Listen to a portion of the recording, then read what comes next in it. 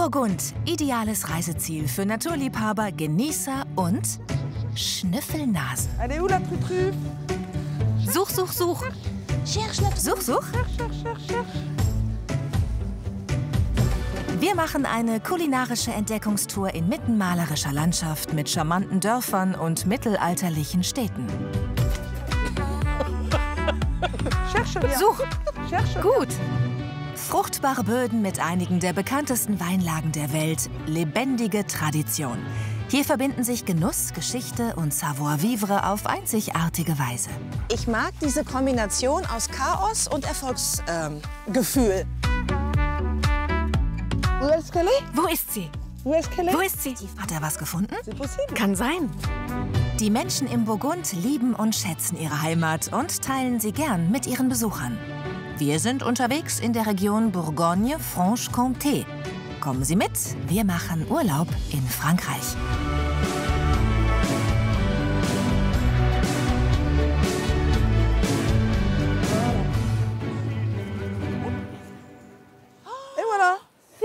Und hier ist sie. Ja, des bons chiens. Aus welcher Distanz können die den Trüffel riechen? Aus 100 Metern. 100 Meter? Oui. 100 Meter? Unglaublich. Was ist der Befehl für die Hunde, jetzt weiterzusuchen? Ganz einfach. Such den Trüffel. Cherche la truffe. Exactement. Cherche la truffe. Allez.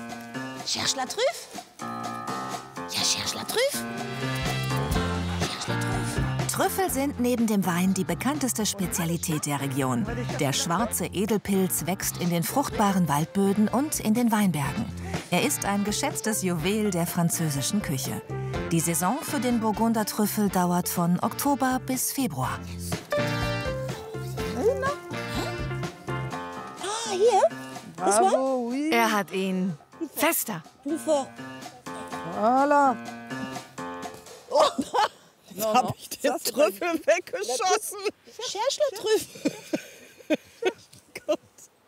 In Frankreich gehören die schwarzen Diamanten dem Eigentümer des Grundstücks. Das gemäßigte Klima im Burgund bietet ideale Bedingungen für den kostbaren Pilz. Wir haben dieses Grundstück gekauft und kleine Bäume gepflanzt, die besonders präpariert waren. Dann dauert es 5 bis 10 Jahre, bis der Burgundertrüffel wächst. Armelle wird uns in den nächsten Tagen zeigen, was man aus Trüffeln Leckeres zaubern kann. Trüffel haben wir jetzt schon mal gefunden, aber hier im Burgund gibt es noch viel mehr Köstlichkeiten. Und ich werde mich jetzt mal auf die weitere Suche machen. Das Burgund liegt etwas östlich der Mitte von Frankreich, ca. 200 Kilometer von der deutschen Grenze entfernt. Uns erwarten die weltbekannten Weinbaugebiete von Côte d'Or, romantische Städte und Dörfer, ein riesiger Naturpark und zahlreiche kulinarische Highlights. Beginnen wollen wir im Nordwesten des Burgunds in Chablis.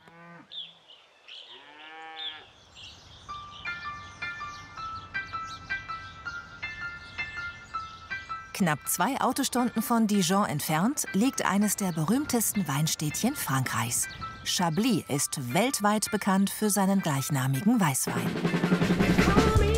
Jedes Jahr im Herbst steigt hier ein großes Fest, beliebt bei Weinkennern und Besuchern aus aller Welt. Wir treffen Nathalie Audin. Sie hat das elterliche Weingut übernommen und kennt sich mit den Spezialitäten der Region bestens aus.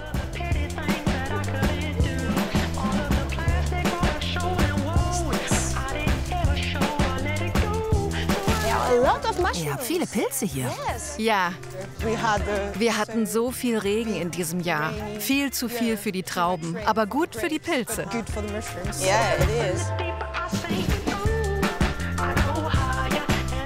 Was ist das denn? Austers. Ja, Austern. Perfekt mit einem Glas Chablis. Das ist eine regionale Spezialität. Die habe ich noch nie vorher gesehen. Wie ein Croissant, aber mit Käse. Auch die sind perfekt mit einem Glas Weißwein, einem Chablis. Aber du fängst doch den Tag nicht mit einem Glas Chablis an und dem hier, oder? Nein, Um welche Uhrzeit fängt man hier am Tag an, Wein zu trinken? wir fangen schon mal um 11 Uhr an. Um 11 Uhr morgens. Es ist ein kleiner Aperitif, besonders am Sonntag. Aber Frühstück ist doch bei euch eher süß, oder? In France, isn't it? Ja, meistens. Aber kurz vor Mittag gönnen wir uns gerne ein solches Stückchen und ein Glas Wein. With a really nice glass of wine. Also ihr startet mit einem süßen Frühstück. Ja, wir starten mit Frühstück. Dann, ein paar Stunden später, esst ihr das hier und trinkt dazu Wein. Ja, ein Aperitif. Dann gibt's Mittagessen. Ja, genau. Und dann esst ihr später nochmal. Ja, am Abend. Ihr esst eine Menge in Frankreich.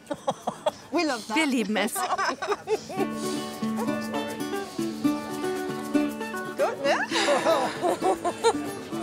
Lecker.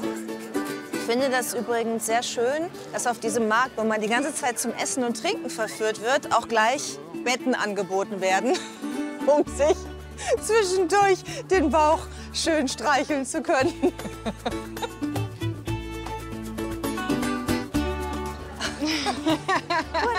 Was ist das? Ist das ein Trinkgefäß? Ja, zum Trinken. Ah, du hast auch eins. That's it. Ja, das ist von einer Art Bruderschaft. Das bekommst du, wenn du etwas für die Region getan hast. Also wenn ich eine ganze Menge Chablis trinke, bekomme ich das dann auch? Nein, du musst etwas für die Region tun, nicht einfach nur trinken. Okay, ich verstehe. Das Chablis-Weinfest findet jedes Jahr am 4. Wochenende im Oktober statt.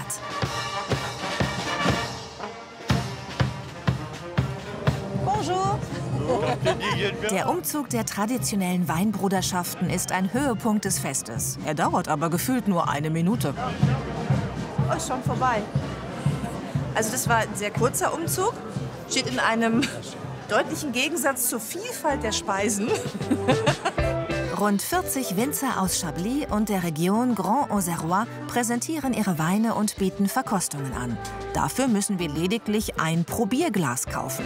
Kostet in diesem Jahr rund 5 €. Aber wir müssen für den Wein auch etwas bezahlen, oder? Nein, nur für das Glas. Du kannst jeden Wein probieren? Ja, jeden. Das ist ja all you can drink. Ein Drinkbuffet. Ja. Das ist ja toll.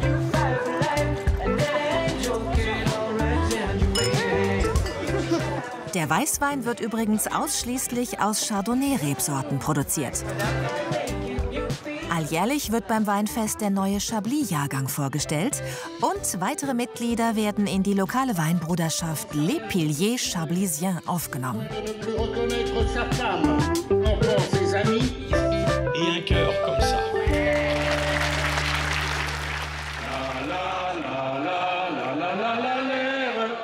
Diese Melodie kennt hier jedes Kind.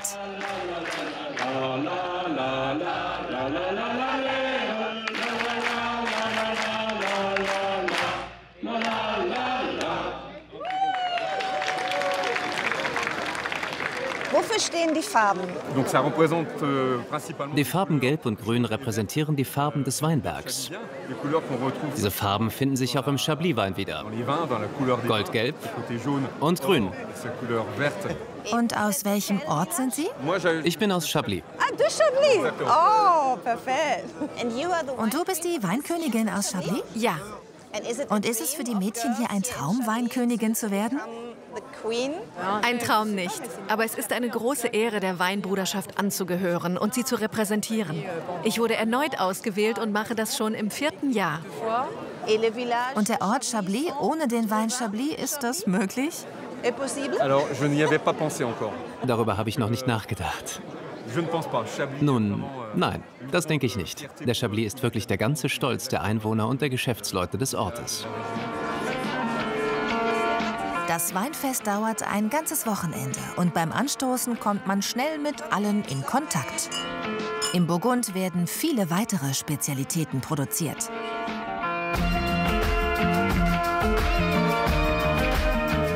Etwa 20 Minuten von Chablis entfernt liegt der Bio-Bauernhof von Claire Genet.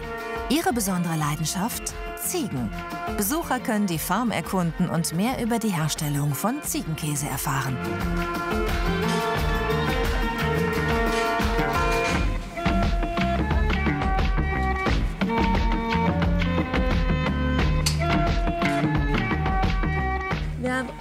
Die haben alle Namen. Ah, er heißt Reflex. Hi. Wie kommt eine junge Frau darauf, mit Ziegen arbeiten zu wollen? Ja, ich war schon immer von Ziegen begeistert. Es war mein Traum. Schon als kleines Kind wollte ich Ziegen haben. Also habe ich in Paris Agrarwissenschaften studiert. Und anschließend habe ich 4 Jahre im Westen von Frankreich im Vertrieb gearbeitet. Und im Jahr 2020 habe ich dann den Hof gegründet. Ich habe es geschafft, meinen Traum in die Tat umzusetzen. Also der Hund ist ja ein Knaller. Wie lang dauert es, um einen Hund für das hier zu trainieren? 6 Monate bis 1 Jahr.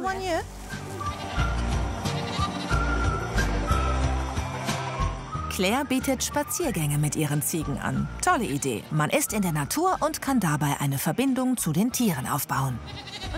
Auf geht's, auf geht's. On y va, on y va. Der knapp 2 Stunden dauernde Ausflug ist für alle Altersgruppen geeignet und besonders bei Familien beliebt. Trotzdem muss man aufpassen. Ein ausgewachsenes Tier wiegt schon mal 80 bis 100 Kilogramm. Und für uns geht's jetzt durchs dornige Unterholz.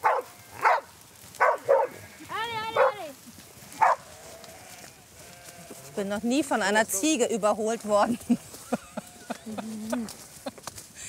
Sag mal.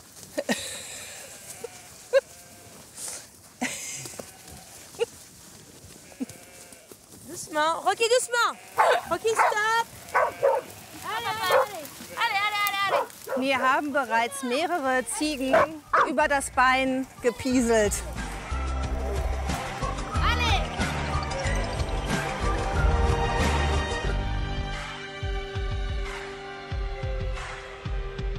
Was haben deine Freunde und deine Familie gesagt, als du ihnen erzählt hast, ich will jetzt mit Ziegen arbeiten? Ils disent que c'est un projet un peu fou parce que c'est beaucoup de travail. Was für ein verrücktes Projekt, haben sie gesagt. So viel Arbeit und nicht einfach. Aber für mich ist es einfach faszinierend, großartig. Die Leute haben Spaß und wir kriegen sehr gute Rückmeldungen. Das freut mich. Diese Spaziergänge mit den Ziegen, die wir jetzt hier machen, das bietest du auch für Touristen an, ne? Ja, den Sommer über und auch während der Ferien brechen wir jeden Mittwoch und jeden Freitag zu einem Spaziergang auf. Und nach dem Spaziergang genießen wir noch unseren Ziegenkäse und trinken Wein. Kannst du dir ein Leben ohne Ziegen vorstellen? Nein, es ist einfach schön, bei den Ziegen zu sein, die Zeit mit ihnen zu verbringen. Ja, ich glaube auch. Die gewinnt man ganz schnell lieb.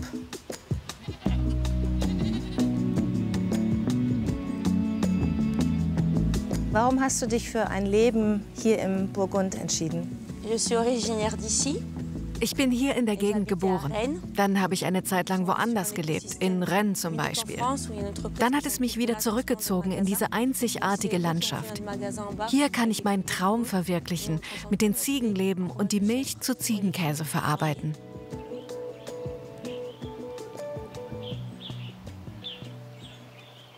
Wir reisen weiter. Etwas südlich von Chablis wollen wir den Wallfahrtsort Vézelay besuchen. Er ist weit über Frankreich hinaus bekannt und einer der Ausgangspunkte des berühmten Jakobsweges. Der Niederländer Arno Kuppen ist vor über 20 Jahren den Pilgerpfad von Holland in Richtung Spanien gelaufen. Vézelay hat ihn fasziniert und praktisch sein Leben verändert.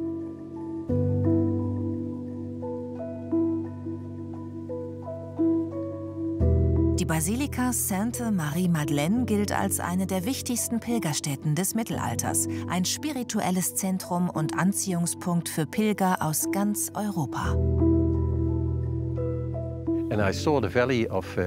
Ich sah das Tal von Vézelay unter mir. Die Sonne kam heraus.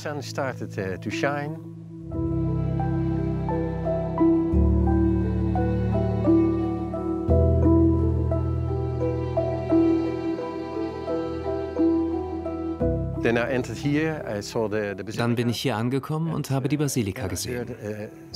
Die Mönche und Nonnen haben gesungen.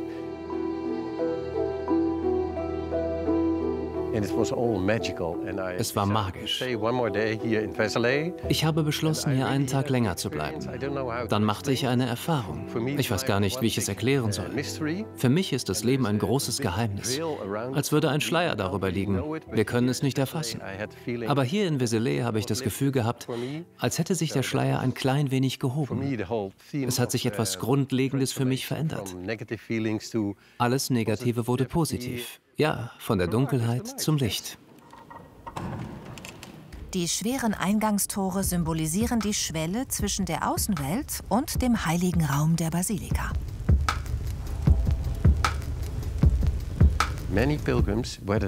Auch viele Besucher berichten, egal ob religiös oder nicht, von einem besonderen Gefühl, wenn sie hier nach Vézelay kommen.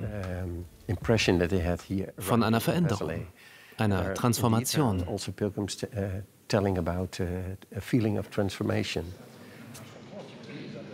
Mittlerweile hat sich Arno Kuppen in der Nähe von Vézelay niedergelassen. Er betreibt mit seiner Frau eine kleine Pilgerherberge. Ich würde mir wünschen, dass viele Menschen aus ihrem Alltag ausbrechen könnten, für ein paar Wochen oder ein paar Monate, um ein ganz anderes Leben zu erfahren, in aller Einfachheit. Einfach wandern, mit Rucksack und solche Erfahrungen mitnehmen. Es ist etwas ganz Besonderes, bei einer der täglichen Messen dabei zu sein.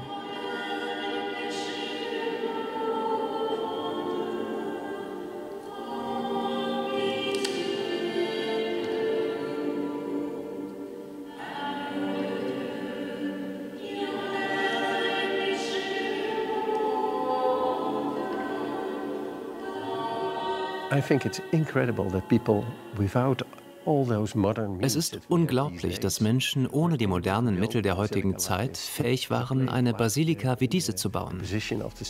Mit diesen Lichtspielen, je nachdem, wie die Sonne steht. Die Kirche ist wie ein Sonnentempel, ähnlich wie Stonehenge. Die Basilika Sainte-Marie-Madeleine in Vézelay ist das ganze Jahr über für Besucher geöffnet. Wir reisen weiter nach Dijon, in die aufregende Hauptstadt des Burgund. Zuvor besuchen wir aber noch im Côte de Nuits das traditionsreiche Weingut von Amel, unserer Trüffelfrau.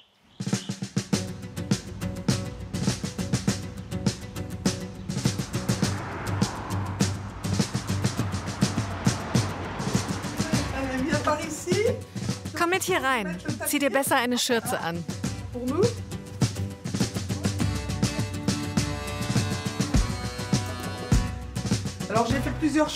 Ich habe eine Auswahl an verschiedenen Trüffeln vorbereitet, um dir zu zeigen, welche Trüffelarten wir haben. Nun, je nachdem, was wir vorhaben, werde ich die kleineren, die mittleren oder die besonders hübschen verwenden. Sind das alles Trüffel, die die Hunde gesucht haben? Es sind immer die Hunde, die die Trüffel finden. Wir haben mehrere Plantagen und mehrere Leute, die an verschiedenen Orten auf Trüffelsuche gehen. Versuch es, damit du mal siehst. Du siehst das schon, ne? Wie viel Gramm ein Trüffel hat. Vielleicht noch diese da. Nun, 51 Gramm. Nicht schlecht. Perfekt.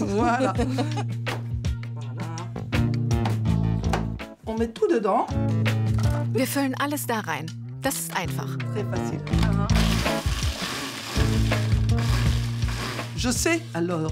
Ich weiß nach Gehör, wann der Trüffel die richtige Textur hat. Perfekt. Ein perfektes Ohr für den Trüffel. Und dann die Butter. Ich habe sie, wie du siehst, auf Zimmertemperatur gebracht. Wir geben nun alles in die Schüssel.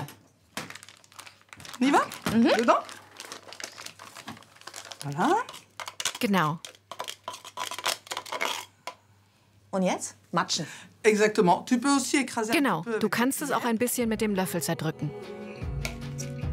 Aber ich kann die Hände auch benutzen, ne?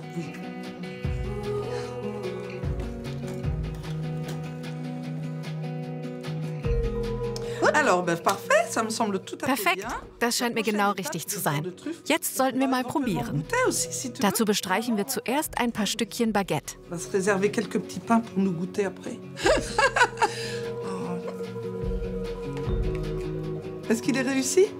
Ist sie gelungen? Schmeckt sie? Ja, schmeckt sehr gut. Nun, ich kann auch nicht widerstehen. Was machst du außer Trüffelbutter und Brie noch mit dem Trüffel? Es gibt natürlich viele Zubereitungsmöglichkeiten mit Trüffeln. Wichtig ist es, den frischen Trüffel mit Fett zu verbinden. Natürlich kann man auch Eier verwenden. Ein Omelett oder Rührei zum Beispiel schmeckt mit Trüffel fantastisch, wenn man die Eier mindestens einen Tag neben die Trüffel legt. Zum Nachtisch kann man auch Schlagsahne mit Trüffeln zubereiten. Wir können den Trüffel also von der Vorspeise bis zum Nachtisch vielfältig verwenden. Und wie oft am Tag isst du Trüffel? Jeden Tag. Jeden Tag esse ich ein bisschen Trüffel. Auch wenn ich zum Beispiel für Kunden Baguette mit dieser Butter serviere.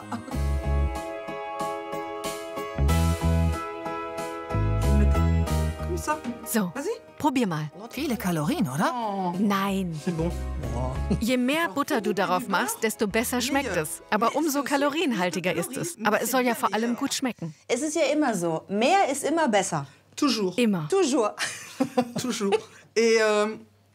Und zum Schluss, das Einzige, was noch fehlt, ist eine Flasche Wein. Du weißt, wir sind hier in der Von Romanée. Und fertig. Wir haben Brot, Trüffelbutter und Trüffelbrie. Jetzt brauchen wir noch eine Flasche Wein. Oh ja, hier ist Auswahl. Oh, you have a lot of choice. Ja. Okay. Ich habe bereits eine Idee, da der Trüffel sehr fruchtig ist. Ich denke also, dass wir in die Richtung Von Romanée 2022 gehen sollten. Der ist ausgesprochen fruchtig und passt sehr gut zu Trüffelkäse. Das hört sich gut an. Ich glaube, ich wähle diesen. Es steht auch auf deiner Schürze. Von Romanée. So heißt unser Ort und das ist auch der Wein, den wir trinken sollten. Dame Juliette. Sie war meine Schwiegermutter. Ah, oui? Voilà. Ach, wie toll. Lass uns rübergehen. Überall gibt es hier zu essen und zu trinken. Ich liebe das Burgund schon jetzt. Wann hast du zum ersten Mal in deinem Leben eine Weinflasche geöffnet? Ich glaube, hier in diesem Keller, als ich ungefähr 18 Jahre alt war. Und was ist jetzt wichtiger für euch, der Wein oder die Trüffel? Also für mich sind beide Sachen gleich wichtig, weil sie zusammenpassen. Aber in gewisser Weise sind die Trüffel etwas schwieriger als der Wein. Ja, das stimmt. Und für die Region, was hat mehr Bedeutung? Hier in Von Romanée ist der Wein das Wichtigste. In dieser Region werden die besten Weine der Welt produziert und darauf sind wir sehr stolz. Pour toi? Merci. Gefällt er dir? Er ist sehr fein und delikat. Was hältst du davon? Er ist weich, wie er sein sollte. Die richtige Konsistenz ist sehr wichtig und das sollte man auch merken.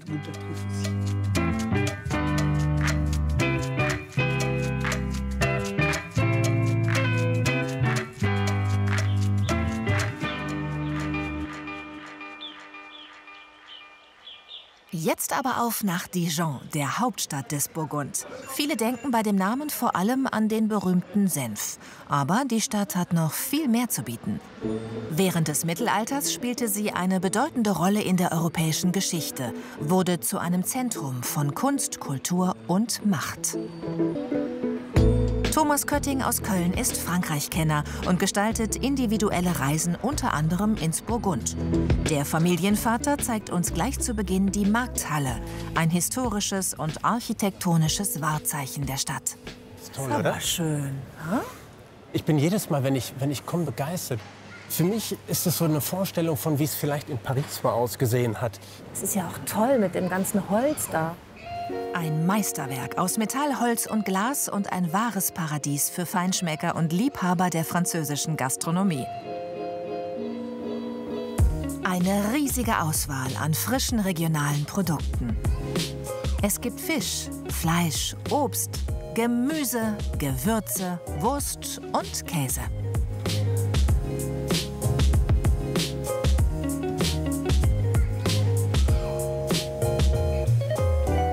Was können Sie als Spezialität aus Burgund empfehlen?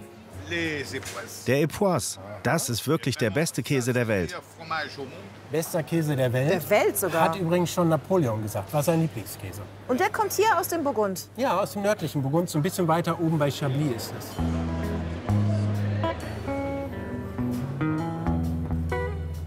Das ist gut. Der ist wirklich super. Mag ich. Merci beaucoup. Merci beaucoup. Merci. Merci.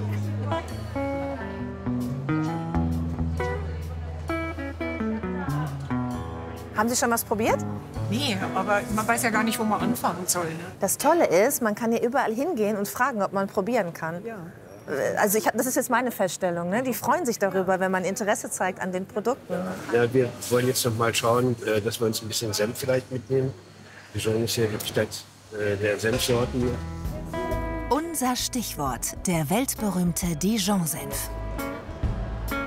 Senf mit Honigbrot drin.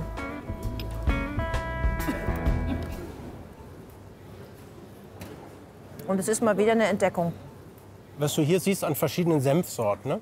Bei uns gehst du klassischerweise in den Supermarkt, gibt es eine Tube Senf, nimmst du für dein Würstchen und das war's. Es gibt eine blaue und eine gestreifte. Ja, genau. Und hier ist das so ein Nationalheiligtum. Ne? Und das können wir uns gar nicht vorstellen, was das bedeutet. Also die hatten zum Beispiel in der Corona-Zeit, wurde der knapp. Ne? Und die haben daraufhin bewirkt, dass in den Geschäften der Senf nur noch zugeteilt wird. Du durftest also nur ein Senfglas pro Person kaufen. Und wir machen uns immer so drüber lustig. Wir haben Klopapier. Wir hatten Stress, dass wir genug Klopapier haben.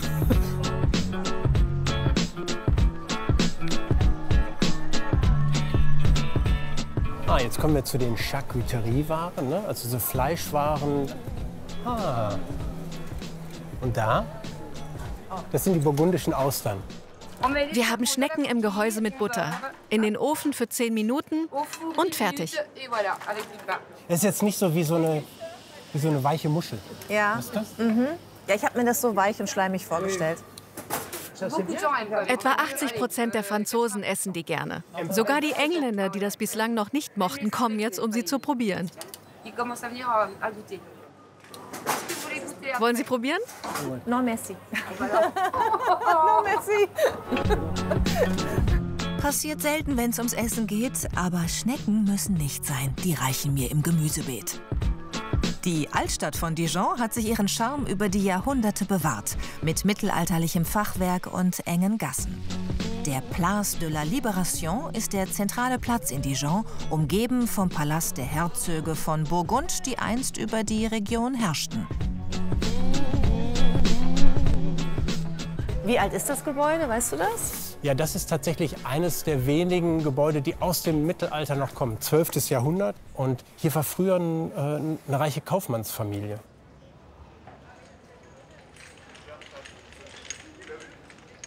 Ah, guck mal. Das gehörte alles damals zu dem Herzogenpalast. Das repräsentiert so die Blütezeit des Burgunds. Heute ist Burgund ja total klein und verschlafen irgendwie. Ne? Die haben irgendwie kaum mehr Einwohner als meine Heimatstadt Köln. Aber früher war das eine der führenden Mächte in Europa. Ne? Da gehörten fast alle Benelux-Staaten dazu. Nordfrankreich, es ging über Lothringen bis an die Grenze von der Provence. Also hier war ein Zentrum der Macht. Absolut. Von hier aus kann man den Turm Philippe le Bon besteigen mit tollem Rundumblick über die Stadt.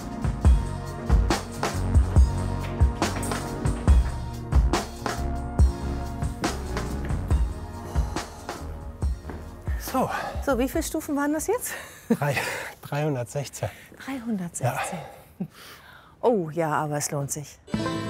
Selbst bei dem etwas nebligen Herbstwetter heute.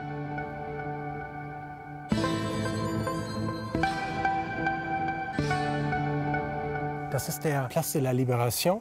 Und von dem aus geht es hier auf diesen Herzogspalast. Ne? Wir sind ja jetzt quasi Teil von dem Herzogspalast. Ne?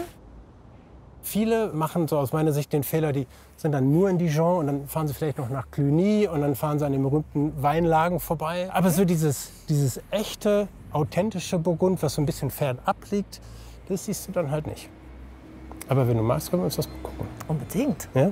Ja. Dann nehme ich dich mit. Geheimtipps. Die Geheimtipps von Thomas und das authentische Burgund heben wir uns für später auf.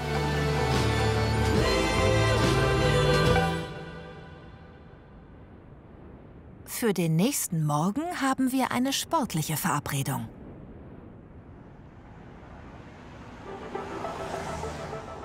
Das Wetter spielt mit, es ist Sonne angesagt. Perfekt für eine kleine Radtour durch die Weinberge.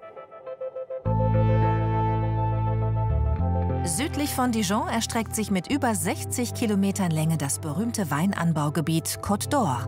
Côte d'Or bedeutet wörtlich übersetzt Goldküste. Der ungewöhnliche Name soll sich auf das Herbstgold der Hänge beziehen. Seit 2015 ist die einzigartige Landschaft UNESCO-Weltkulturerbe. Wir sind unterwegs mit Melissa, der Tochter von Amel, unserer Trüffelexpertin. Sie ist eine von 3 Winzertöchtern in der Familie und liebt es, mit dem Fahrrad durch die Weinberge zu radeln. Auch für uns eine fantastische Gelegenheit, die Region auf aktive und genussvolle Weise zu erkunden.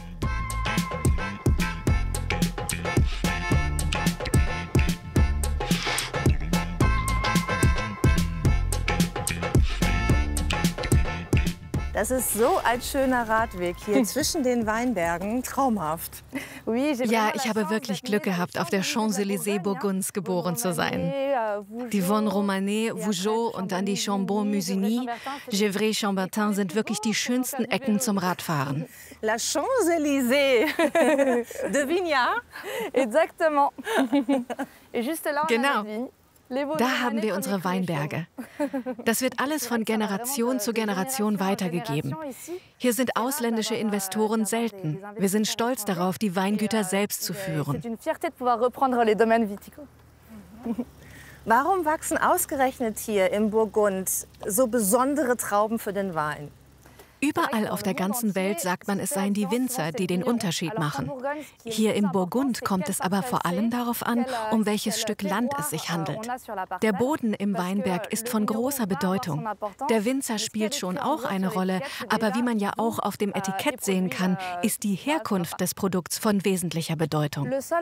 Die Zusammensetzung des Lehm-Kalksteinbodens in dieser Gegend, die unterschiedliche Beschaffenheit und die Tiefe des Bodens hat von Parzelle zu Parzelle einen sehr großen Einfluss auf den Geschmack der Weintrauben. Durch das geltende Erbrecht wurde die Region über Jahrhunderte in viele kleine Flächen unterteilt. Insgesamt 82 Winzer bauen hier Wein an. Melissas Familie gehören an diesem Hang 5 Reihen, die rund 400 Meter lang sind. Insgesamt bewirtschaften sie 7 Hektar Rebfläche, verteilt auf mehrere Hänge. Im Burgund tragen die Weine den Namen der Parzelle oder des Weinbergs. So kann man die Herkunft der Trauben bis auf eine sehr kleine Fläche zurückverfolgen. Bei uns steht groß auf dem Etikett Clos de Vougeot. Das ist der Name der Parzelle, der Name des Bodens, was man auch Climat de Bourgogne nennt. Und dann kommt noch der Name des Winzers, der auch wichtig ist und eben den kleinen Unterschied ausmacht. Aber dieser wird kleiner auf dem Etikett geschrieben.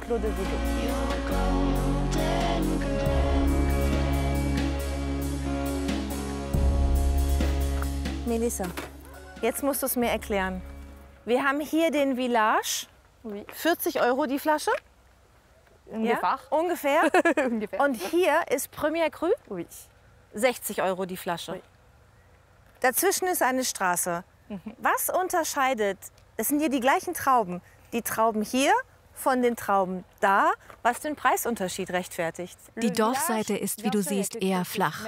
Der Premier Cru wächst dagegen eher in Hanglage. Und dann kommt auch noch die Zusammensetzung des Bodens dazu. Je nach Straßenseite gibt es da noch kleine Unterschiede. Oben am Hang sind zum Beispiel viel mehr kleine Steine in der Erde, unten hingegen nicht. All das führt zu den Unterschieden.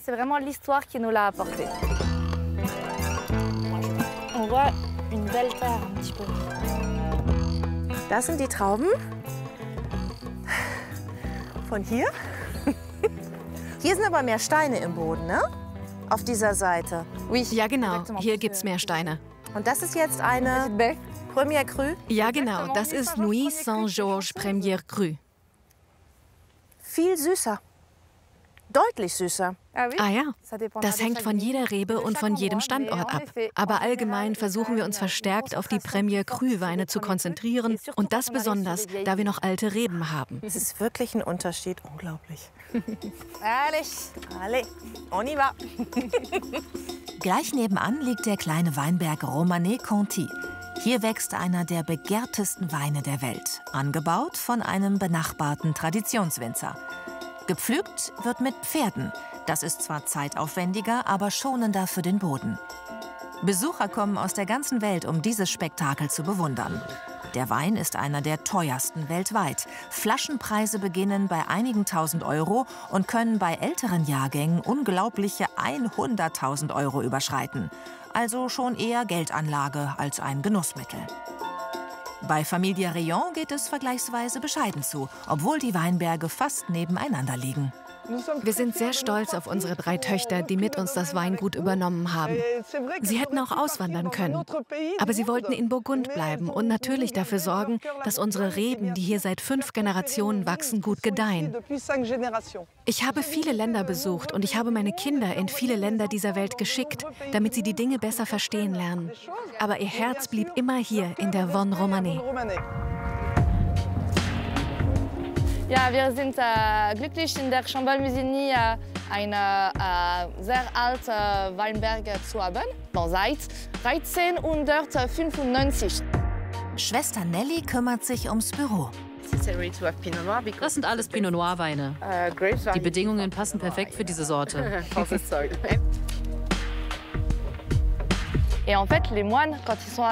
Hier haben damals Mönche angefangen, Wein anzubauen. Sie sahen, dass die Gegend im Clos de Vougeot viel besser geeignet war als die Gegend auf der anderen Seite und dass dies die beste Gegend für Pinot Noir ist.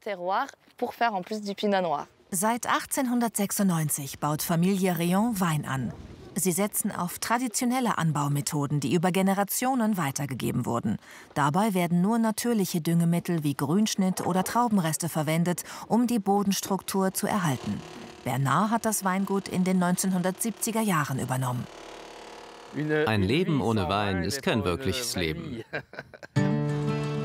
Jetzt zur Weinernte im Herbst wird jede Hand gebraucht. Auch die jüngste Generation packt mit an.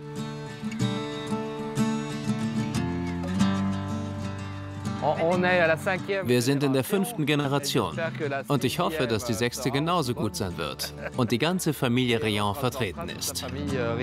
Aber es wird trotzdem immer schwieriger. Also, wer will den Traktor fahren? Willst du? Sieh mal an, das ist gut.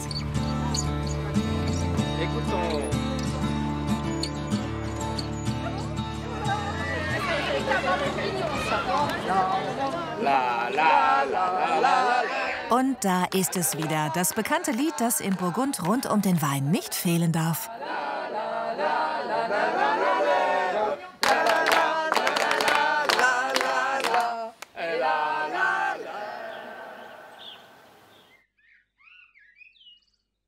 Etwa 2 Stunden von Dijon entfernt liegt im Zentrum der Region Burgund der Naturpark Morvan. Er nimmt mit 290.000 Hektar knapp 6% der Fläche Burgunds ein. Morvan, auch grüne Lunge Burgunds genannt, ist ein idealer Ort für Wanderer und alle, die Ruhe und Erholung in einer fast unberührten Landschaft suchen.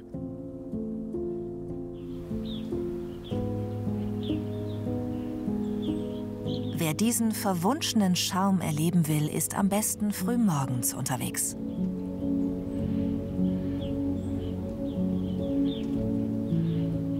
Auch wir haben uns für eine Wanderung durch diese fast märchenhaft anmutende Gegend verabredet.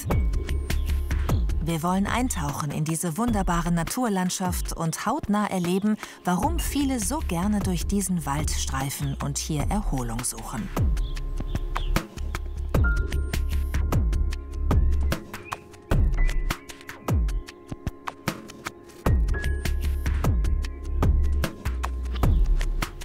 Suzanne Thierry ist seit 3 Jahren Forstwirtin im Morvan und von Berufswegen für den Schutz dieser besonderen Landschaft zuständig. Aber es ist ihr auch eine Herzensangelegenheit, diese Wälder mit ihren zahlreichen Seen und Bächen für nachkommende Generationen zu erhalten.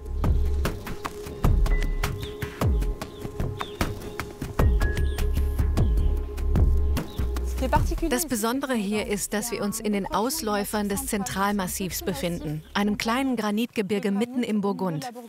Wir haben hier kleine unterschiedliche Mischwälder mit Sorten, die man anderswo in Burgund so nicht wiederfindet, mit einem Klima, was es woanders so nicht gibt. In Burgund ist es kälter und feuchter, weil wir höher liegen und weil es hier auch so viel Wald gibt. In den 50er Jahren wurden großflächig Monokulturen von Nadelbäumen gepflanzt. Diese verdrängten viele Pflanzen- und Tierarten. In welchem Zustand ist der Wald denn hier grundsätzlich? Dem Morvan geht es im Moment gut. Es hat zum Glück sehr viel geregnet. Und da wir auf einem Granitmassiv liegen, bleibt das Wasser länger an der Oberfläche. Wichtig ist jetzt, möglichst viele Flächen von Nadelholz auf Mischwälder umzustellen.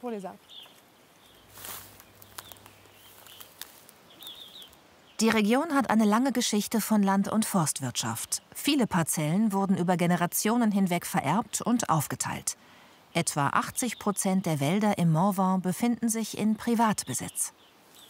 Woran kann man erkennen als Tourist, in welchen Wald man gehen darf und welcher privat und geschlossen ist?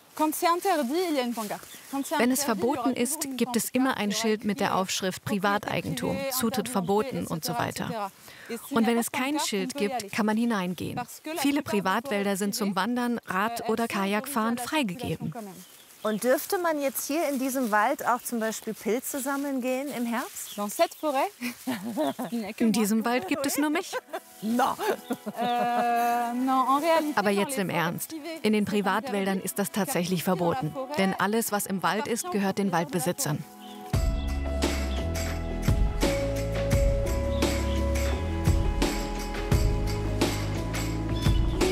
Ja, ohne nasse Füße.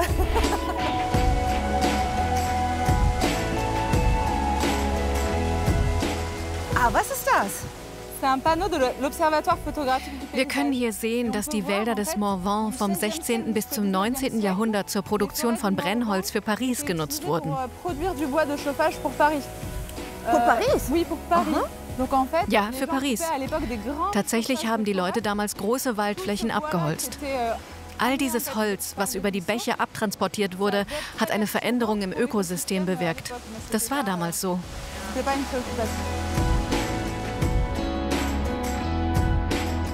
Du hast ja vorher etwas völlig anderes gemacht, ne, beruflich. Warum hast du dich dann plötzlich entschieden, dass du Forstwirtschaft machen möchtest? Heute kann ich sagen, es war der falsche Weg. Ich habe in der Veranstaltungstechnik gearbeitet, war viel in der Stadt. Es war eng. Und jetzt darf ich mich um die Natur kümmern.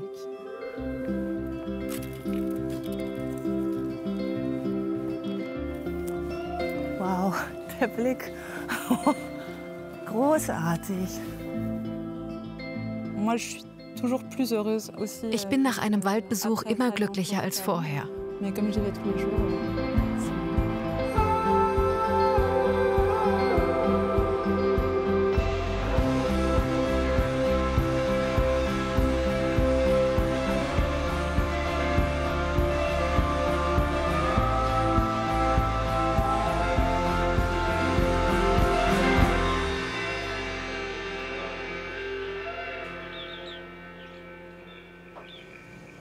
Vom Wald geht es jetzt aufs Wasser. Das Burgund ist bekannt für sein weit verzweigtes Netz von Kanälen und Flüssen.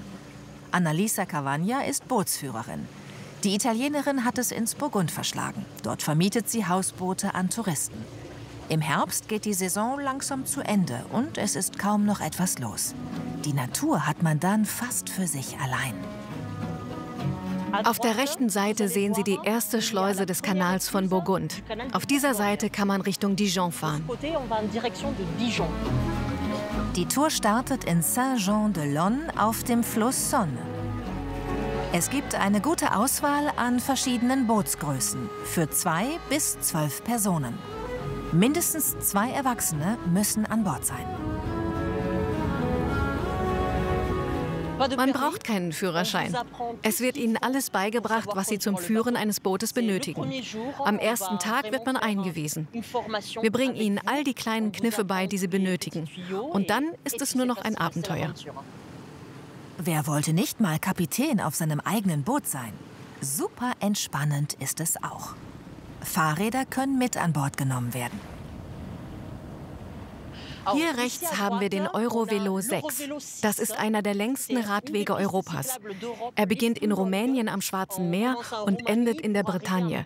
So können wir einem Teil der Saône oder des Rhône-Rhein-Kanals folgen und so Europa durchqueren mit dem Fahrrad.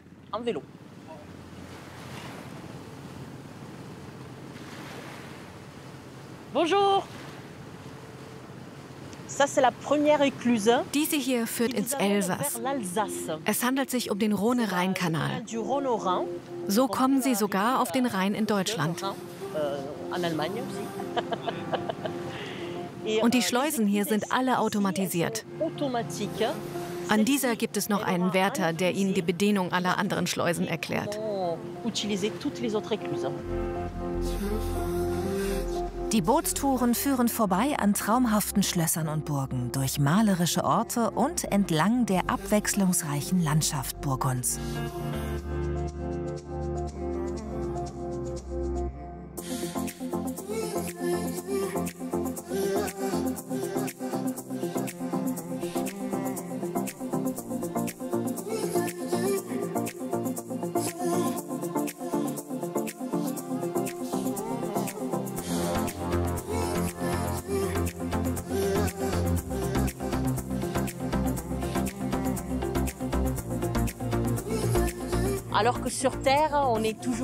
An Land fühlt man sich immer etwas schwerfälliger, weil man sich stärker mit alltäglichen Dingen, Aufgaben und Verpflichtungen beschäftigt.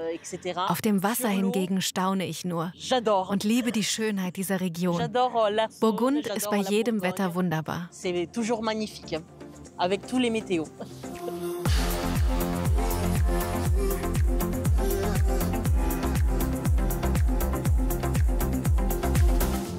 Gleich probieren wir berühmte Bonbons in Flavigny und besuchen das verträumte Dorf Châteauneuf. Zunächst aber geht es nach Am-de-Conqueur, ein Ort etwa eine halbe Stunde südlich von Dijon.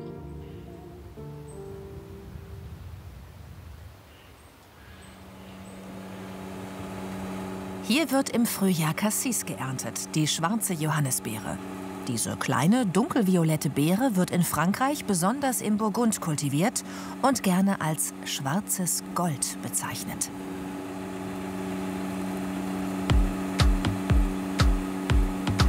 Sylvain Olivier hat sich auf die Verarbeitung der Beere spezialisiert. Wir haben gehört, dass er dabei seine Früchte mit Mozart-Klängen verwöhnt. Klingt verrückt. Bonjour. Hallo, wie geht es dir? Bonjour, comment vas-tu? Ça va bien, merci. Perfekt. Du bist der Mann, der seinen Pflanzen Musik gönnt. Warum? Tatsache ist, dass Musik im Leben Energie ist. Und die brauchen wir. Die schwarze Johannisbeere ist hier die Königin unter den Früchten. Und daher gönnen wir ihr natürlich auch Musik. Tatsächlich ermöglicht die Musik den Beeren, sich zu entwickeln. Mit der Musik schaffen wir es, sehr feine Aromen zu erzielen. Alle unsere Aufgüsse werden von Musik begleitet, weil sie dadurch ein harmonisches Gleichgewicht erreichen, das wir sonst nicht erreichen würden.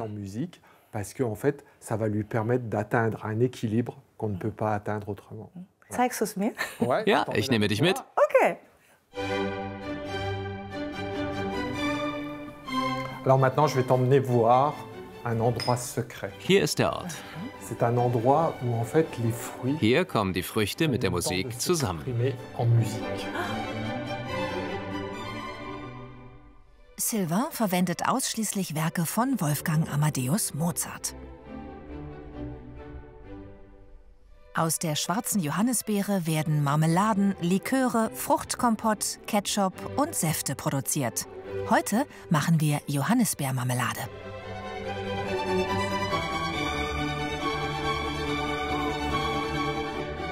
Wie starten wir jetzt? Als erstes geben wir die Früchte zum Auftauen in eine große Schüssel. Damit unsere Beeren genauso frisch wie bei der Ernte bleiben, haben wir sie sofort eingefroren. Um sie verarbeiten zu können, tauen wir sie in kleinen Mengen auf. So haben wir am Ende immer noch sehr frische Produkte, die wir dann an unsere Kunden verkaufen können. Judith, willst du mir helfen? Wir stellen die Schüssel hier auf die Waage. Du übernimmst die Johannisbeeren. Wie viel muss rein? 10 Kilogramm. Wir brauchen also 6 Kilo Früchte. Wann habt ihr die geerntet? Am 13. Juli haben wir die Früchte für die Marmelade geerntet. Und zwar am frühen Nachmittag. Ist das wichtig, wann man sie erntet? Ja, ich ernte meine Früchte in der Regel erst nach 13 Uhr. So hat die Sonne ihren Zenit bereits überschritten und die Beeren hatten den ganzen Morgen Zeit, sich zu erwärmen. Die Sonne konnte sie aber noch nicht zu stark erhitzen. In einem sehr trockenen Jahr ernten wir die Früchte hingegen sehr früh am Morgen, um von der Luftfeuchtigkeit und von dem Morgentau zu profitieren.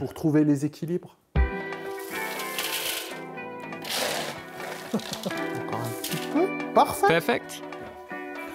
Excellent. Donc là, première étape. Das war der erste Schritt. Alors. Super. Alors. Ich finde, dass die Töpfe noch größer sein könnten, weil dann könnte ich mich reinlegen. Ah. Nein, nein. Das ist die ideale Größe zum Arbeiten. In der Tat ist die Größe des Gefäßes an die Leistung des Feuers angepasst. Nach dem Erhitzen wird püriert, um eine glatte, flüssige Konsistenz zu erhalten. Dann folgt der Zucker. Ist das Rohrzucker? Oui. Rohrzucker. Ja, nicht raffinierter Zucker. 5 Kilo. Zula. Alles? Alles. Okay. Oh, wie das riecht. Das riecht so gut. Tu remues, pour remuer, tu fais des huit. Man rührt um des Rührens willen. Man macht Achten.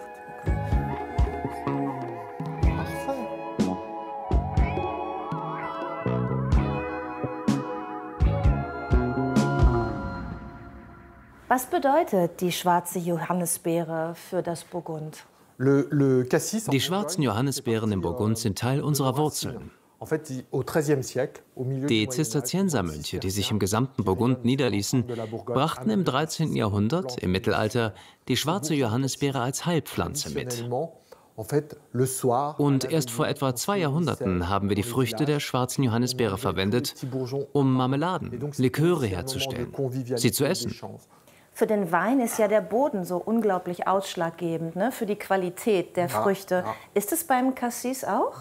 Ja, genau. Es ist genau das Gleiche. Isst du jeden Tag Cassis in irgendeiner Form? In diesen Adern fließt Cassis. Il y a du cassis qui coule.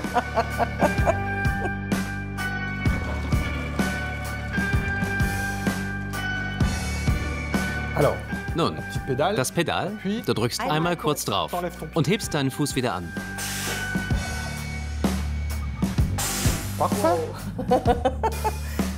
Jetzt bin ich gespannt.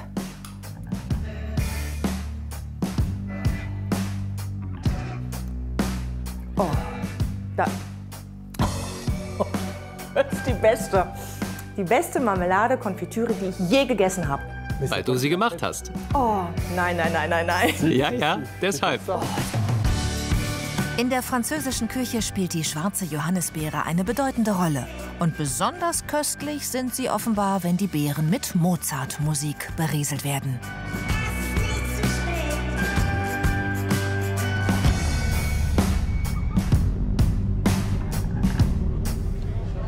Im Departement Côte d'Or liegt eine der bekanntesten Städte im Burgund, Bonn. Klein, aber fein zieht das Städtchen jährlich viele Touristen an, die das historische Flair erleben möchten oder einfach nur etwas bummeln wollen.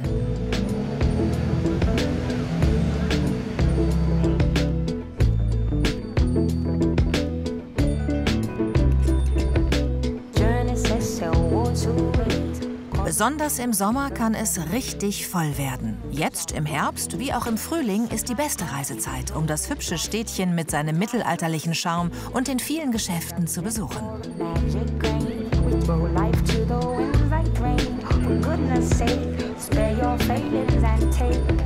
Jeden Samstagmorgen von 7 bis 13 Uhr ist Markt auf dem Place de la Halle, mitten im Zentrum von Bonn. Hier kann man wunderbar flanieren, schauen und shoppen. Es gibt eine große Auswahl an regionalen Spezialitäten, Blumen und allerlei mehr.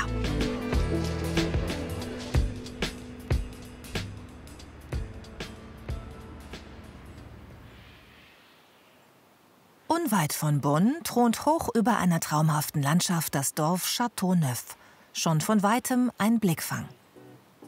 Sein Zentrum bildet eine prächtige mittelalterliche Festung. Sie ist eines der letzten Zeugnisse der burgundischen Militärarchitektur aus dem 14. Jahrhundert.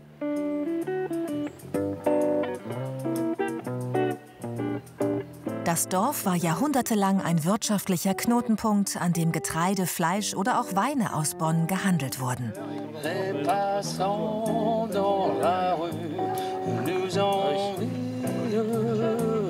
Die feudalen Wohnhäuser von Adeligen und reichen burgundischen Kaufleuten, erbaut im 14. bis 16. Jahrhundert, erzählen von dieser Zeit.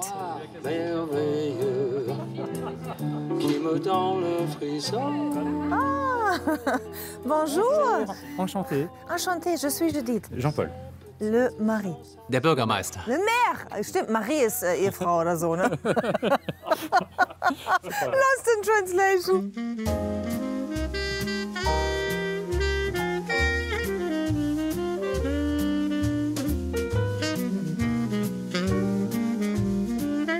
Wir sind ein kleines Dorf mit 84 Einwohnern und 150.000 Touristen pro Jahr. Das ist im Vergleich mit der geringen Anzahl an Einwohnern unseres Dorfes eine ziemlich große Sache. Wir haben auch noch die Besonderheit, dass wir von sehr vielen Menschen aus ganz Europa besucht werden. Es wohnen hier auch sehr viele Menschen aus dem Ausland. Deutsche, Belgier, Luxemburger, Italiener. Wir haben sehr viele verschiedene Nationalitäten. Sie als Bürgermeister, sind Sie hier geboren und aufgewachsen? Ja, ich bin hier aufgewachsen.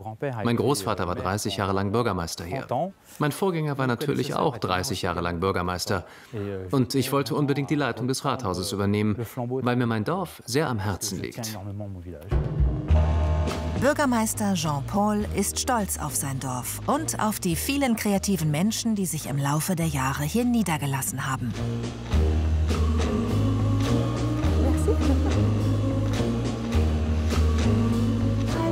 Bonjour. Guten Tag. Bonjour. Sein Name ist Philou. Philou. Ja. Er ist mein Modell, denn ich bin Tierbildhauerin und arbeite mit Bronze.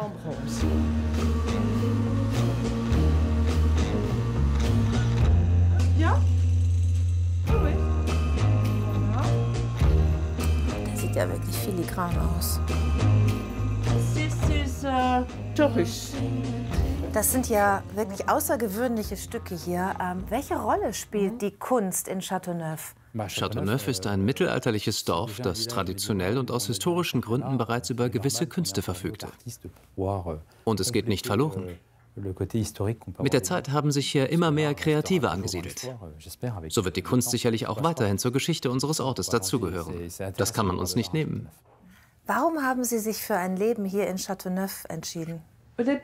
Zunächst war es ein Zufall. Ich hatte ein Geschäft in Dijon und bin dann zu Mittelaltermärkten hierher gekommen. Ich fand den Ort sehr schön. Er hat so einen gewissen Charme. Und weil ich mich mit ein paar Leuten sehr gut verstand, bin ich geblieben. Ja, manchmal ist es so, ne? Man sieht etwas und fühlt sich wohl und bleibt. Verirren kann man sich hier nicht. Es gibt eine kurze Hauptstraße und ein paar Nebengässchen.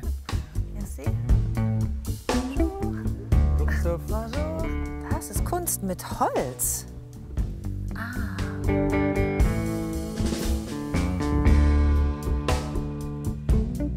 Sind das alles Skulpturen aus dem Wald nebenan? Ja, ja. Das ist hauptsächlich Eiche. Und das ist Mammutbaum, der größte Baum.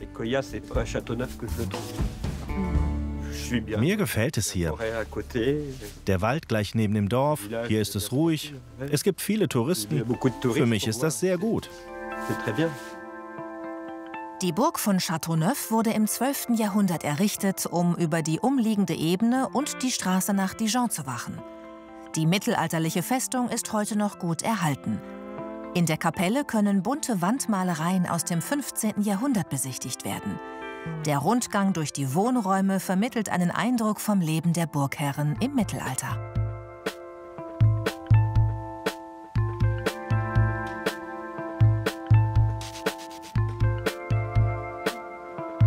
Wie viel kostet so ein Haus hier? Etwa 350.000 Euro. 350.000. Alles hier steht unter Denkmalschutz. Châteauneuf gilt als eines der schönsten Dörfer Frankreichs. Sophie Herbert Ford hat sich ebenfalls hier niedergelassen. Die französisch-amerikanische Schmuckdesignerin bietet handgefertigte Stücke an. Ich bin halb und halb. Meine Mutter ist hier geboren im Norden von Burgund und mein Vater ist Amerikaner. Und der Ort hier, ist das wie eine große Familie bei etwa 80 Einwohnern? Eine große Familie. Ja, man kann sagen, eine große Familie. Hier geht alles etwas langsamer zu, nicht wie in einer Stadt. Die Leute hetzen nicht, sie nehmen sich Zeit. Viele Leute hier von Châteauneuf kommen oft bei mir vorbei zum Reden. Manchmal trinken sie auch nur eine Tasse Kaffee. Es ist schon wirklich etwas Besonderes hier. Jeder scheint hier so relaxed zu sein. Und man kann hier im Burgund viel und gut essen. Essen ist hier nicht einfach nur Essen. Du nimmst dir Zeit, deine Zutaten auszuwählen, wo sie herkommen, ob es regionale Produkte sind, das Obst, der Käse oder der Wein. Und das Fleisch. Ja, auch das Fleisch. Kochen ist hier eine Art Kunst. Man kann sich kreativ ausdrücken. Auch Kochen ist Kunst. Beeindruckend, dass Dörfer wie Châteauneuf in ihrer Ursprungsform erhalten sind. Ohne moderne Bauten drumherum. Auch das ist Burgund. Auf zum nächsten malerischen Dorf. Flavigny-sur-Ozerain ist weltweit bekannt für seine traditionellen Anis-Bonbons. Diese Süßigkeit hat eine lange Geschichte und ist eng mit dem Dorf und seiner Kultur verbunden. Die ehemalige Abtei Saint-Pierre ist dabei Dreh- und Angelpunkt.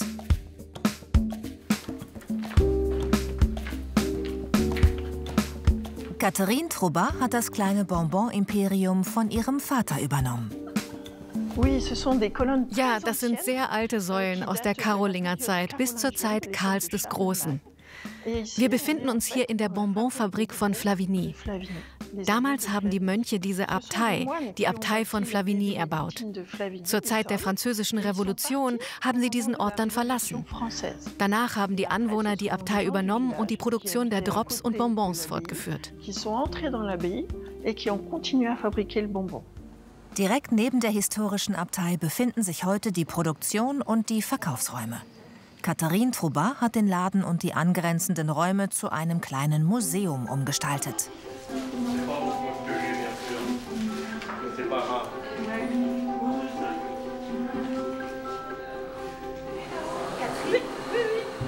Im Obergeschoss findet auch heute noch die Produktion statt. Die Bonbons werden aus einem Anissamen hergestellt, der mit mehreren Schichten aus Zuckersirup umhüllt wird. Es dauert 15 Tage, um diese Schichten langsam aufzutragen und das typische Bonbon zu formen.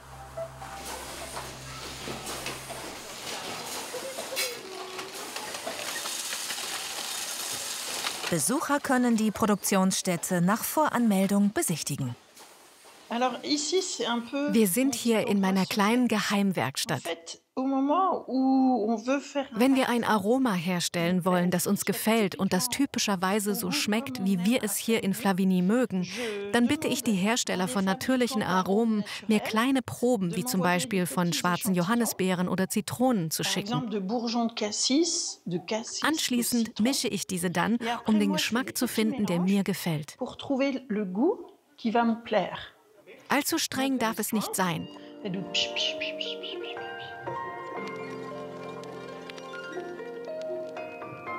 Und dann weiß ich gleich, ob es passt oder nicht.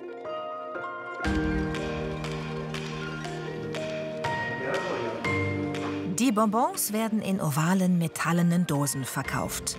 Die nostalgischen und kunstvollen Illustrationen erzählen romantische Geschichten. Monsieur Gallimard war der Vorgänger meines Großvaters. Und er bot damals die Bonbons in kleinen Kiosken am Fuße des Eiffelturms an. Das war zur Zeit der Weltausstellung. Und es machte das Anis-Bonbon auf der ganzen Welt bekannt. Und Gustave Eiffel kam aus Dijon. Er lebte nur eine Stunde von Flavigny entfernt. Und er war es, der dem damaligen Anis-Fabrikanten vorschlug: Komm, stell dich bei mir auf, so kann jeder deine Bonbons sehen. Das war eine sehr gute Idee. Mittlerweile werden die Bonbons nach ganz Europa, Nordamerika und Asien verkauft. Hier sehen Sie die ersten Automaten an Bahnhöfen und Metrostationen mit unseren Bonbons. Hier ein Bild von einem Bahnhof, aber das ist schon lange her. So lernten alle Franzosen und alle Leute, die Frankreich besuchten, unsere Bonbons kennen. Das hier sieht aus wie ein Zigarrenautomat, aber in den Zigarren waren unsere Bonbons.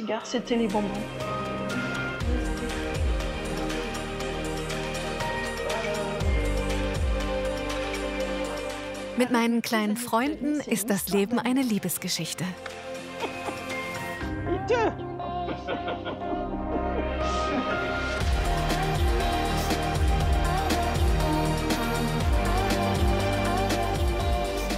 Wir fahren Richtung Süden. Thomas hat noch ein paar Geheimtipps in der Nähe von Cluny für uns.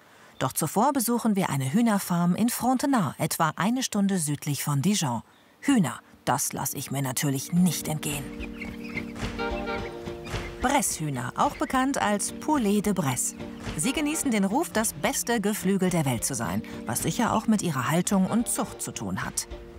Seit 2009 züchten Delphine und Joseph Cuvillier die Tiere. Es ist ja schön, dass ich auf meiner Reise jetzt auch noch französische Hühner kennenlerne. Ja, die Bresshühner sind sehr typisch für unsere Region.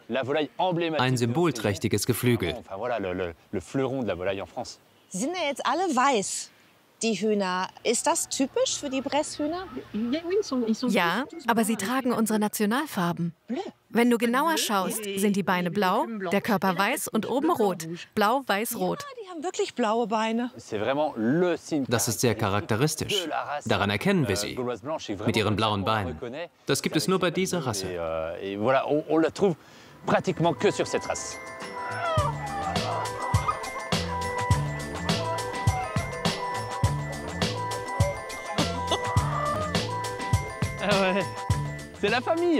Unsere Familie. Du bist aber ein lieber Hahn. Hm? Er ist beeindruckt.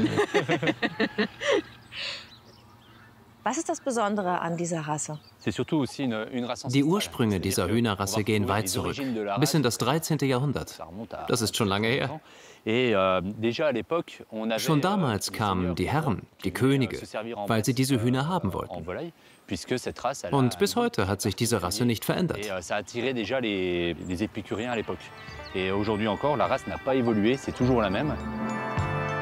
Die Zucht unterliegt strengen Kriterien. Die Tiere werden auf großen Weiden gehalten und nur mit natürlichen Zutaten gefüttert. Die Küken bleiben etwa 5 Wochen im Stall. Sie sind schön warm, 3 Tage alt. 3 Tage? Oh, niedlich. Alle Küken sind gelb, aber es sind einige dabei, die braun sind. Das sind Rebhühner. Sie neigen dazu, ihre Kollegen zu warnen. Und genau wie die anderen suchen sie dann Schutz unter einem Baum, um zu verhindern, dass die Greifvögel sie fressen können. Und das funktioniert? Das funktioniert relativ gut. Manchmal klappt es nicht. Ui. Oh, niedlich. Schmeckt man am Fleisch auch, dass es diese spezielle Sorte ist? Ja? Aber natürlich. Auf jeden Fall schmeckt man das. Mit geschlossenen Augen sogar erkennst du diesen bestimmten guten Geschmack. Das schmeckt ganz anders als die verpackte Massenware. Und das hat natürlich seinen Grund. Hinter unseren Zuchtmethoden steckt sehr viel Arbeit, besonderes Futter, draußen immer frisches Gras und Regenwürmer und das alles auf großen Flächen.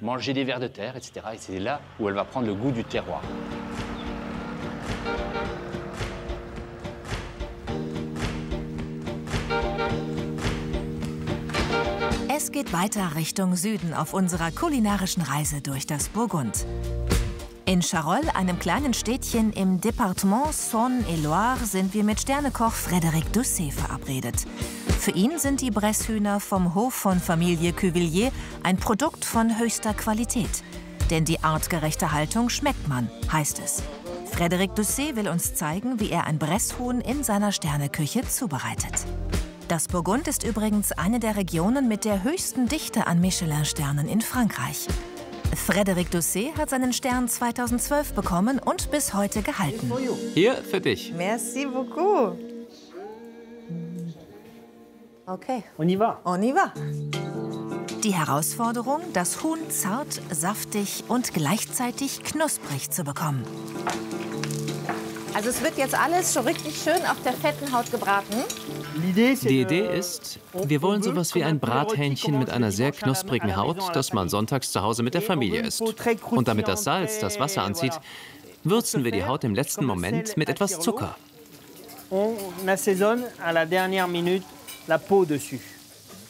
Ich persönlich finde übrigens, dass es sehr viel mit Respekt vor dem Tier zu tun hat, wenn man auch das komplette Tier verarbeitet. Ja, genau. Hier habe ich Geflügelfett geschmolzen. Auf diese Weise werfen wir nichts weg und verschwenden so nichts. Das werden wir schön anbraten. Und danach, ich habe einen Ofen auf 240 Grad vorgeheizt, werden wir dann das Geflügel für 7 Minuten garen. 7 Minuten. Auf diese Weise gart das Geflügel schnell. Das Fleisch im Inneren bleibt jedoch sehr zart. So bereitet man jetzt also ein Huhn in 1-Sterne-Qualität zu. Für diejenigen, die Fleisch essen, bestimmt eine tolle Inspiration. Allez hop. Allez hop. Let's go. Die Bresshühner spielen eine bedeutende Rolle in der französischen Küche. Frédéric, woher kommt deine Leidenschaft zu kochen? Ich bin hier geboren. Meine Eltern kamen aus der Gastronomie. Meine Mutter war keine Köchin, sie war Servicekraft. Es ist mein Zuhause. Und seit ich klein war, wusste ich, dass ich Koch werden würde. Allez, let's go. Oh ja. Oh, das sieht aber gut aus. Als du den Stern bekommen hast, was war das für ein Gefühl? Ich bin zu meiner Mutter gegangen und habe gesagt, wow, ich habe es geschafft. Nur wow?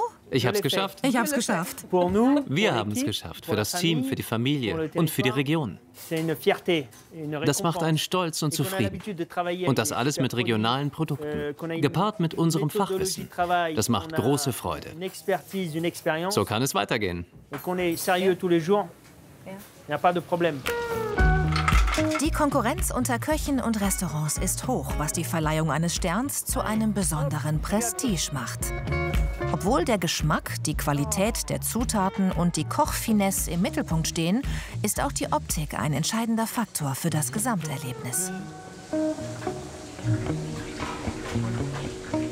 Mit der Pinzette. C'est chirurgical. Bon appétit. Ich bin sehr gespannt, wie es jetzt schmeckt. Aber du musst mitessen. Oh, ich traue mich gar nicht, das Kunstwerk zu zerstören. Wir machen es wie zu Hause.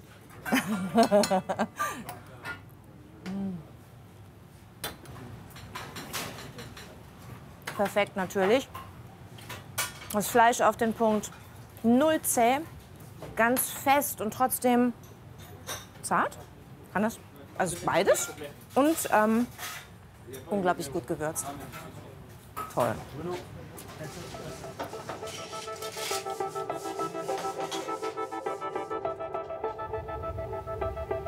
Nach diesem kulinarischen Highlight treffen wir Thomas Kötting wieder. Er hat uns ja noch ein paar Geheimtipps versprochen. Wir sind in der Nähe von Cluny.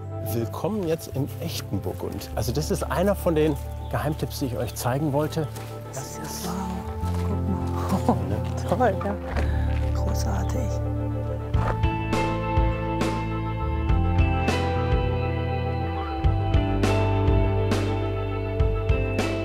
Im Gegensatz zu diesen ganzen großen Schlössern, die es so gibt, die öffentlich zugänglich sind, das sind entweder Museen oder irgendwelche Luxushotels mit Golfplatz und Spa, ist das tatsächlich seit 250 Jahren im Besitz der Familie. Das sieht ja aus wie so ein verschlafenes Dornröschenschloss. Die bieten Gästezimmer an und du bist Teil der Familie, wenn du reingehst. Man denkt im ersten Moment, es ist so ein Lost Place, wenn man kommt, ne? Und dann merkt man, ah nee, hier ist doch ein bisschen Leben. Können wir auch reingehen? Nee, wenn du willst. Ja?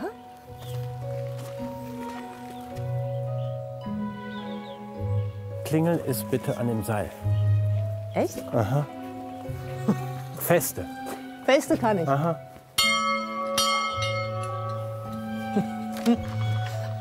Bonjour. Bonjour Isabelle. Guten Tag und herzlich willkommen. Bonjour. Salut Thomas.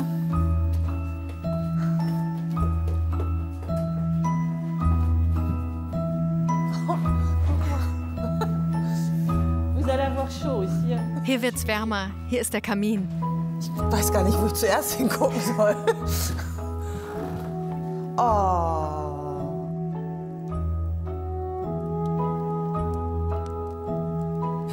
Das ist ja schön, gemütlich.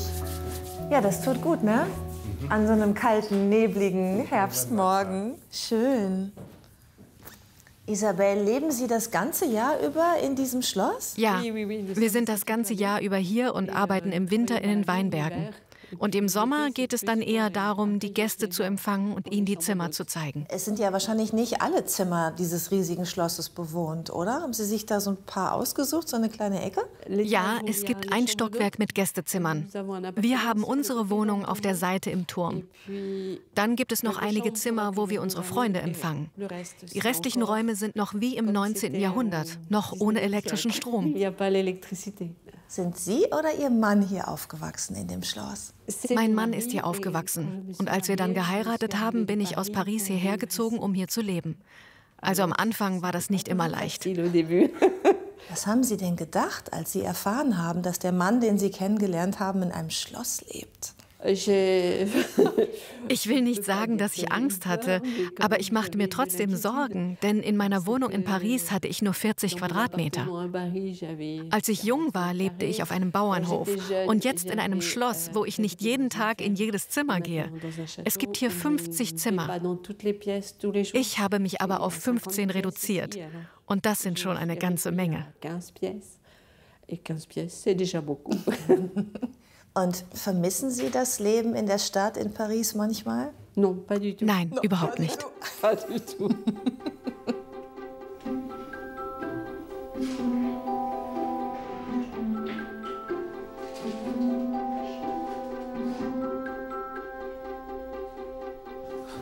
So, und das sind wahrscheinlich auch kleine Zeitzeugen hier, ne? Das sind Zeitzeugen. 1897? 1897, ja. Und guck mal, wie die Zeitungen früher aussahen. Und Damenmode. Frankreich hatte halt schon immer, weißt du, ein Herz für die schönen Künste. Musik, Mode. Überall kleine Schätze. Ja, ich mag es, Schätze zu suchen. Hm?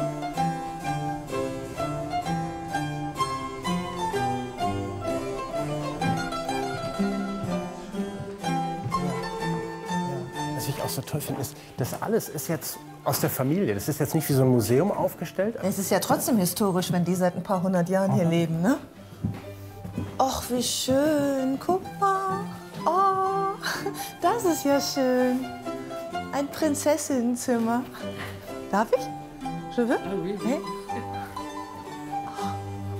Oh, toll. Großartig. Das ist jetzt das Papstzimmer, weil tatsächlich der Papst mal hier übernachtet hat. Nein. Welcher? Ja, da vorne ist ein Bild an der Wand. 45 hat der Papst hier übernachtet. Ah, das ist ja toll, der Papst. Ja, es war Monseigneur Roncalli. Als er hier übernachtete, war er noch nicht Papst, wurde aber dann etwas später zu Johannes dem 23. gewählt. Ich glaube, er war 4 Tage hier. Und hat er in diesem Bett geschlafen? Ja, aber ich habe die Bettwäsche gewechselt. Und auch die Bettwäsche wurde gewechselt. Die Bettwäsche wurde auch gewechselt, genau. Und ansonsten, was ich irgendwie toll finde, ne, anders als irgendwie in so großen Hotelzimmern, also du siehst jetzt irgendwie hier keinen Flachbildschirm oder so an der Wand, ne? Dafür gibt es was anderes. Und das hier ist unser Fernsehen. Oh, ja. Auf den alten Taubenturm. Alter Taubenturm, ist das? Ja, tatsächlich. Das ist ja so romantisch hier. Ja, es ist sehr romantisch. Was sind das für Menschen, die zu Ihnen kommen und hier Urlaub machen? Sie besuchen ein bisschen die Kirchen, Schlösser und Abteien der Gegend. Aber meistens lassen sie sich da unten auf den Stühlen nieder mit einem guten Glas Wein vom Schloss und erholen sich.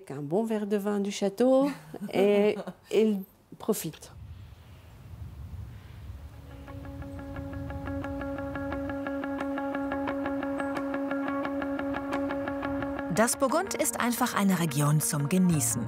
Und hier gleich in der Nähe hat eine weitere besondere Tierrasse ihren Ursprung, die Charolais-Rinder. Die berühmte Rasse stammt aus der Region Charolles im Burgund. Die Rinder stehen traditionell auf den Weiden, eine natürliche und stressfreie Haltung.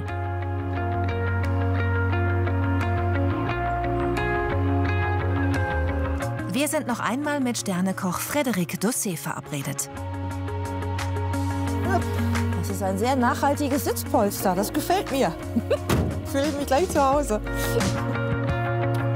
Wir dürfen mit Frédéric und Farmer Didier auf die Weide.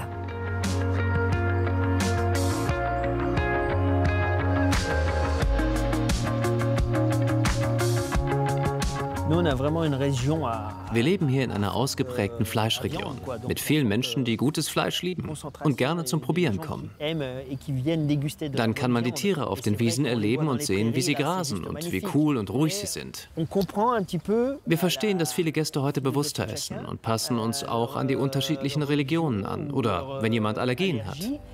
Natürlich respektieren wir auch voll und ganz, wenn jemand vegan essen möchte.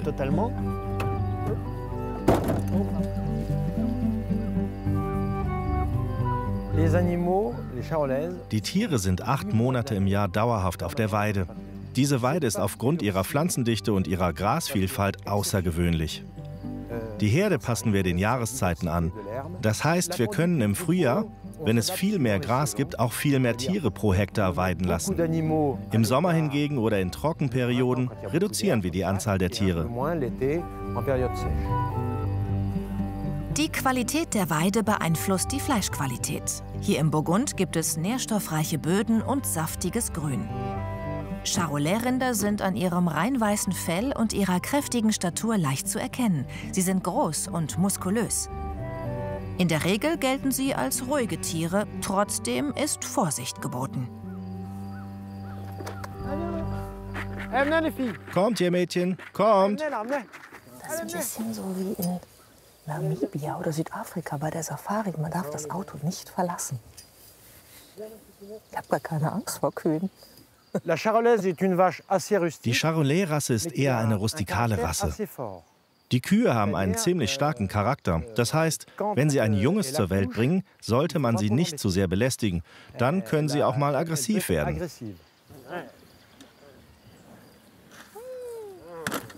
Oh je. Was ist das Besondere an dieser Rinderrasse? Kannst du sie uns ein bisschen beschreiben? Die Besonderheit eines guten Charolais-Rindes liegt darin, dass sein Rücken sehr gerade und sehr muskulös sein muss. Was den Wert noch steigern kann, ist sein Gesäß. Das Gesäß sollte prall und sehr breit sein, denn dort und im Rücken sitzen die besten Fleischstücke.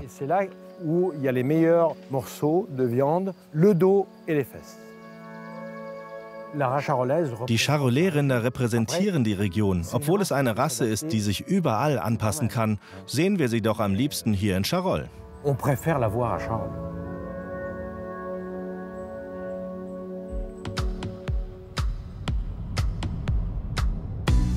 Und nun wollen wir noch das bekannteste Gericht im Burgund kennenlernen, das Bœuf Bourguignon.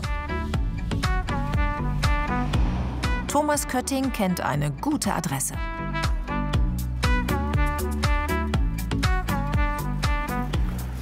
Also Judith, einen Tipp habe ich noch für dich. Und zwar sind wir jetzt an einer Adresse, die ist also für mich ganz speziell, weil du hast vielleicht im Burgund schon gesehen, es gibt so an den großen Schlössern und bekannten Weingütern gibt so professionelle Weinproben. Ne? Und dann sind da Gruppen und busseweise fahren die Leute davor, ne? Das ist so organisiert. Und wir wollten einen haben, bei dem wir zu Hause sind. Lass dich überraschen, okay? Wieder eine Tür geht auf für uns. Hallo! Hallo! Judith, hallo, freut mich sehr. Philipp! Oh, ist das schön hier. Schon der Kamin ist an, hä? Es war eine alte Scheune, weil das war hier eine Postkutschestation. Und hier, wo im Boutique-Raum, die Cuverie, das war, wo die Pferde gewechselt worden waren. Wie sympathisch. Und hier ist es, wo die Scheune war, mit Heu. Aber das große Geheimnis ist ja immer, dass deine Frau so ein fantastisches Bœuf Bourguignon macht. Genau, genau. Und das können wir heute probieren. Ja. Obwohl wir kein Restaurant sind hier. Alle kommen dafür, dass sie ein Bœuf Bourguignon von meiner Frau essen können. Ja. Das ist ein altes Familienrezept. Zuerst werden Zwiebeln, Karotten, Knoblauch und Kräuter wie Thymian und Lorbeer angebraten. Dann ein bisschen Vinaigrette dazu. Voilà. Okay. Ein bisschen schwarzer Johannisbeerpfeffer. Der kommt hier aus dem Burgund. Wenn Sie noch mehr wollen, hier bitte. C'est bien. 3, 4. Ja, ein bisschen. Ja, 4. Oh, das riecht so gut. Voilà. Und jetzt der Wein aus dem Burgund. Bourgogne. Der Wein ist das Wichtigste, oder? Ja. Und es ist sehr gut, wenn es ist selber Wein in Marinade und selber Wein wir trinken. Oh. Es ist besser. In Deutschland kocht man immer mit dem billigen Wein und trinkt den guten. Ist falsch. Es ist falsch. Schon der erste Fehler. Voilà. Das hier ist die Marinade. Die müssen wir einkochen. Und dann geben wir sie über das vorbereitete Rindfleisch. Das Ganze sollte mindestens 2 Tage im Kühlschrank ziehen und ruhen. 2 Tage? Das ist gut, ne? Das Fleisch im Burgund am liebsten vom Charolais-Rind wird in Mehl gewälzt und angebraten. Comme ça? Oui, c'est parfait.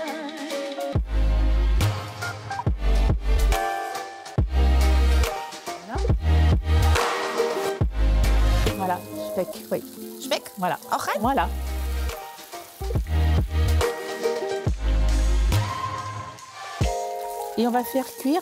Und nun lassen wir das mindestens 2 Stunden lang kochen im Schmortopf, der dafür sehr gut ist, weil er sehr schonend und langsam kocht. Das nennen wir mijoter, sehr langsam kochen.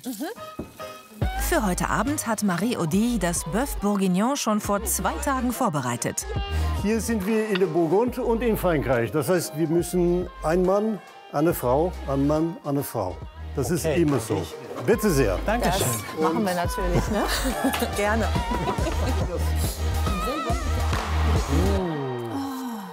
Das riecht gut. Jetzt schon. Das ist tatsächlich das französischste aller Gerichte. Also wenn du die Franzosen fragst, gibt es immer so Umfragen. Ne? Ja. Was ist das französischste Gericht? Bœuf Bourguignon immer, und zwar mit Abstand am ersten Platz. Du bist sehr oft bei uns gewesen, ja? Das heißt, deshalb weißt du alles. Ja? Sag mal, und wenn man jetzt Gulasch sagt, dann ist das eine Beleidigung? Nein, Gulasch ist Ungarn.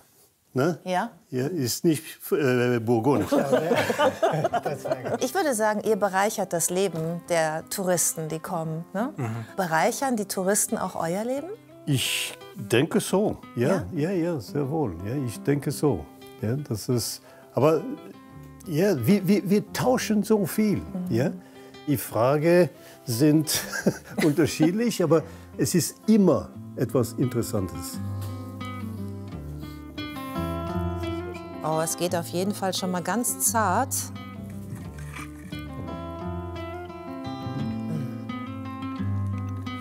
Sensationell. C'est magnifique. C'est magnifique. Merci beaucoup. Ja, wirklich.